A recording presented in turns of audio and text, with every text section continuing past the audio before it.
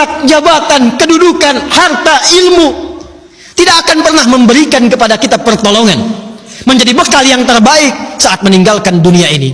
Karena itulah Nabi mengingatkan, setiap tempat punya bekalnya masing-masing.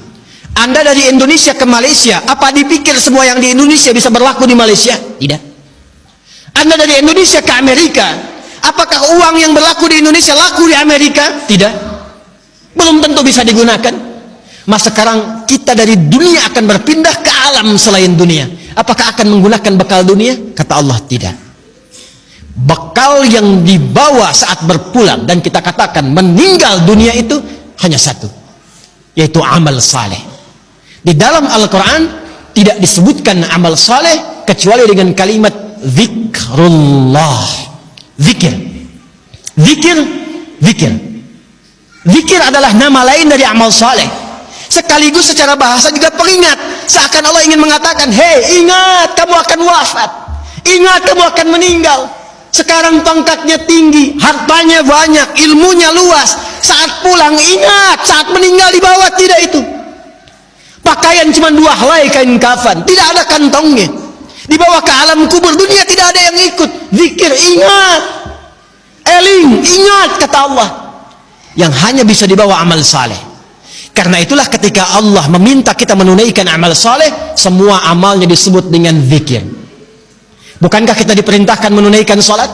Salat dalam Al-Quran disebut dengan zikir. Quran surah ke-20 Taha di ayat ke-14. Innani anallahu la ilaha illa ana fa'budni wa aqimis salata li dzikri. Baca Quran, Quran disebut dengan zikir. Quran surah Al-Hijr di ayat yang ke-9. Inna nahnu nazzalna dzikra wa inna lahu lahafizun. Menghafal Quran disebut dengan zikir. Disebutkan 4 kali di surah Al-Qamar ayat 17, ayat 22, ayat 32, ayat 40. Wa laqad yassarnal Qur'ana lidzikri fahal mim muddakir. Doa itu amal soleh disebut dengan zikir. Quran surah ke-7 Al-A'raf ayat 205. Udzkur rabbaka fi nafsika tadarruan wa khifatan wa dunal jahri minal qaul. Anda setelah salat mengucapkan subhanallah, alhamdulillah, Allahu akbar, itu zikir. Quran surah ke-4 An-Nisa ayat 103. Fa idza qadaytumus salata fadhkurullah. Maka kata Allah, ingat, kalau sudah sampai akhir pekan itu, yang dihitung jangan cuma dunianya. Berapa ya harta yang dikumpulkan selama kerja ini? Di pasar, berapa keuntungan yang diraih? Di kantor, berapa omset yang didapatkan? Berapa pangkat yang sudah diletakkan di pundak itu? Berapa ilmu yang sudah diraih? Kata Allah, ingat, saat meninggal, apa bekal zikir yang telah kamu siapkan? Bahkan jangan-jangan sampai sekarang pun, puluhan tahun kita hidup, untuk sholat pun belum mampu mengenal, mengetahui, memahami apa yang kita baca dalam sholat kita. Bahkan diberikan usia yang banyak pun, jangankan menghafal Quran, untuk baca pun masih belum punya waktu.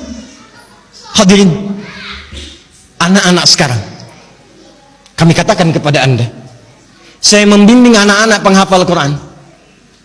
Ada yang matanya tak mampu melihat,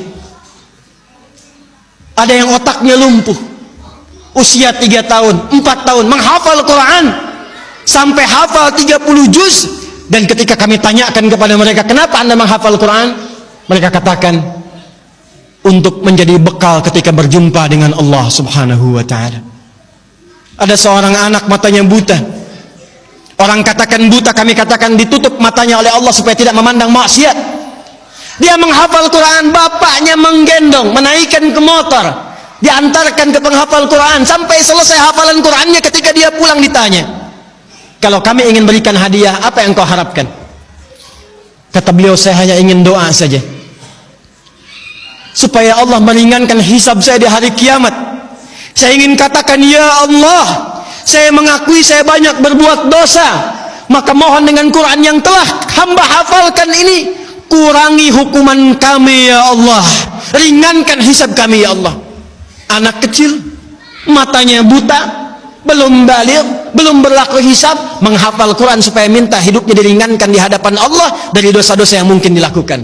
Anda diberikan 40 tahun, 50 tahun, 60 tahun, kalau sampai detik ini mengharapkan surga Firdaus, tapi belum serius mencari bekal, maka dengan cara apa lagi dan berapa lama lagi Allah memberikan kesempatan kita untuk mendekat kepadanya? Karena itu insan beriman, bangun kekuatan, bangun silaturahim, jauhi sifat terpecah belah, jauhi polarisasi, satukan cinta di antara kita. Setelah itu tingkatkan ibadah kita, niatkan setiap pekerjaan kita untuk mendapatkan ridha Allah Subhanahu wa taala, dan setiap tempat yang kita pijak, pakaian yang kita kenakan, kelak semua akan bersaksi di hadapan Allah. Itulah ikhtiar dan ibadah kita.